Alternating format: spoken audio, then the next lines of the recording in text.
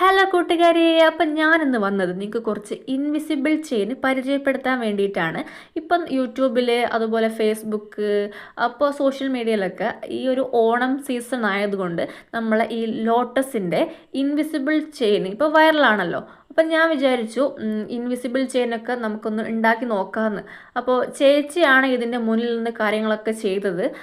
ചേച്ചിയാണ് ഉണ്ടാക്കിയതും ഞാൻ ഇതൊക്കെ ഒന്ന് ജസ്റ്റ് ഒന്ന് ഇട്ട് റെഡിയായി ഒന്ന് വീഡിയോസൊക്കെ ഒന്ന് എടുക്കുക എന്നുള്ള രീതിയിൽ മാത്രമേ ഉള്ളൂ. പക്ഷേ എനിക്കെന്താ പറയുക, എല്ലാം നമ്മൾ ഉണ്ടാക്കിയത് ഫുൾ സക്സസ് ആയിട്ടുണ്ട്. കാരണം എല്ലാ ചെയിനും ഒന്നിനൊന്ന് മെച്ചാണ്.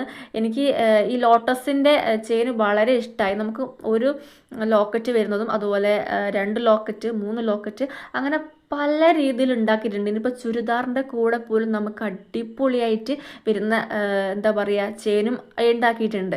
അപ്പോൾ നമുക്ക് കമ്മൽ നമുക്ക് ഏത് വേണമെങ്കിലും യൂസ് ചെയ്യാം. പക്ഷേ എങ്കിൽ മാല കുറച്ച് സിമ്പിളാക്കിയിട്ട് കുറച്ച് ഹെവി കമ്മലിടണമെന്നാണ് എൻ്റെ ഈ ഒരു ഓണത്തിൻ്റെ ഒരു പ്ലാനിങ്. അപ്പം ഞാൻ ഇതിൽ ഏത് ഇൻവിസിബിൾ ചെയിനാണ് ഇടുന്നുള്ള കൺഫ്യൂഷൻസിലാണ്. പക്ഷേ എന്തായാലും ഞാനിതിലൊന്ന് ഇട്ടു പോകും. അപ്പോൾ നിങ്ങൾക്ക് ആർക്കെങ്കിലും വേണമെങ്കിൽ എൻ്റെ കമൻറ്റ് ബോക്സിലൊന്ന് വന്നിട്ട് പറഞ്ഞാൽ മതി. അപ്പോൾ ടാറ്റാ.